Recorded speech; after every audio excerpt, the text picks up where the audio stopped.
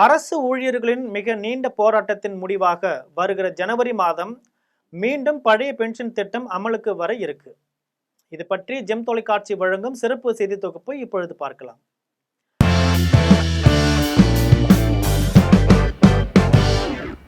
தமிழக அரசு ஊழியர்களும் மற்றும் ஆசிரியர்களும் OPS எனப்படும் பழைய ஓய்வூதிய திட்டத்தை மீண்டும் நடைமுறைப்படுத்த வேண்டும்னு கோரிக்கை வைத்து வராங்க. இது தொடர்பாக கடந்த தேர்தல் சமயத்துல திமுக வெளியிட்ட தேர்தல் அறிக்கையில் நாங்கள் ஆட்சிக்கு வந்தா பழைய ஓய்வூதிய திட்டத்தை நடைமுறைப்படுத்துவோம்னு அறிவிச்சிருக்காங்க. ஆனா அடுத்த சட்டமன்ற தேர்தல் நெருங்கும் நிலையில இன்னமும் பழைய பென்ஷன் திட்டம் குறித்து முடிவு எதுவும் எடுக்கப்படல.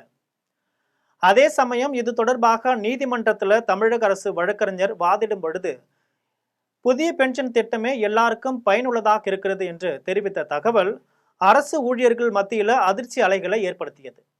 இதற்கிடையே தமிழ்நாடு அரசு ஊழியர்களும் ஆசிரியர்களும் தொடர்ந்து இடைவிடாது போராடி வராங்க.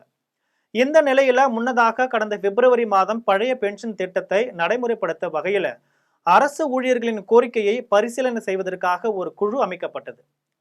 மூத்த IAS அதிகாரி ககன்தீப் சிங் பேடி தலைமையில் ஒரு வல்லுநர் குழு அமைக்கப்பட்டது. இந்த குழுவினர் OPS மற்றும் CPS, UPS அதாவது பழைய ஓய்வூதிய திட்டம், பங்களிப்பு ஓய்வூதிய திட்டம், ஒருங்கிணைந்த ஓய்வூதிய திட்டம் ஆகிய 3 ஓய்வூதிய திட்டங்கள் குறித்து விரிவான ஆய்வுகளை மேற்கொண்டது.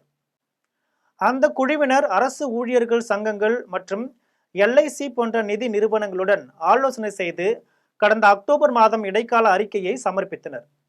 அந்த அறிக்கையில உள்ள பரிந்துரைகள் குறித்து தற்பொழுது தீர்மானங்கள், ஆலோசனைகள் நடைபெற்று வருது. ககன்தீப் சிங் பேடி குழுவினருடன் தமிழ்நாடு அமைச்சர்கள் ஏவா வேலு, தங்கம் தென்னரசு, அன்பில் மகேஷ் பொய்யாமொழி ஆகியோர் தற்பொழுது விரிவாக விவாதித்து ஆலோசனை நடத்தினாங்க. அரசின் நிதி நிலைமை மற்றும் அரசு ஊழியர்களின் நலன் ஆகிய இரண்டையும் சமன்படுத்தும் வகையில எந்த திட்டம் சிறப்பாக இருக்கும் என்பது குறித்து இந்த ஆலோசனையில முக்கிய முடிவுகள் எடுக்கப்பட்டதா தகவல் வெளியாயிருக்கு.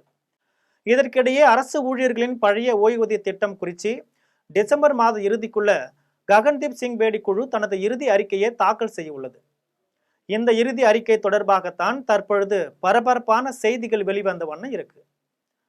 ககன்தீப் சிங் தலைமையிலான குழுவினர் 3 வகையான பென்ஷன் திட்டம் குறித்து ஆய்வு செய்து முடிவா பழைய ஓய்வூதிய திட்டத்திற்கு சிபாரிசு செய்துள்ளதாக தெரியுது. தமிழக அரசை பொறுத்தவரையில நிதி பற்றாக்குறை திண்டாட்டத்தால பழைய பென்ஷன் திட்டத்தை அமல்படுத்துவதில் பின்வாங்கி இருக்கு.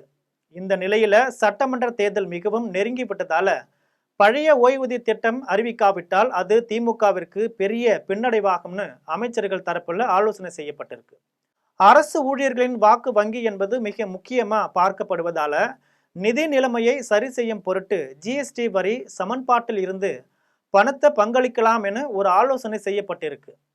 இதன் அடிப்படையில டிசம்பர் இறுதியில ககன்தீப் சிங் பேடி தலைமையிலான இறுதி அறிக்கை பரிசீலனை செய்து ஜனவரி மாத இறுதி அல்லது பிப்ரவரி மாத தொடக்கத்தில் மீண்டும் பழைய பென்ஷன் திட்டம் அறிவிக்கப்படும் தெரியுது.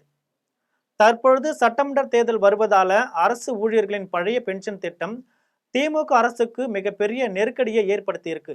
இது இல்லாம கடந்த தேர்தலில் கொடுத்த வாக்குறுதியை நிறைவேற்றவில்லைன்னு என்ற குற்றச்சாட்டு அதிமுக தரப்பிற்கு மிகவும் சாதகமாகும் என்பதால பழைய ஓய்வூதிய திட்டம் நிச்சயமா அமலுக்கு வரும்னு தெரியுது. அதே சமயம் பழைய பென்ஷன் திட்டத்தை மீண்டும் அறிவிப்பதன் மூலம் திமுக அரசிற்கு தமிழ்நாடு அரசை சேர்ந்த சுமார் 50 லட்சம் அரசு ஊழியர்களின் குடும்ப வாக்கு கிடைக்கும். அதனால இந்த திட்டம் அமலுக்கு வரும் என தெரியுது.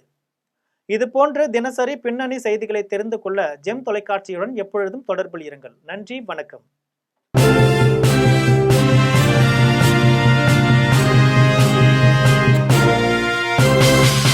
உடனுக்குடன் அப்டேட் தெரிந்து கொள்ள ஜெம் டிவி தமிழ் ஆப்பை இன்ஸ்டால் செய்யவும்.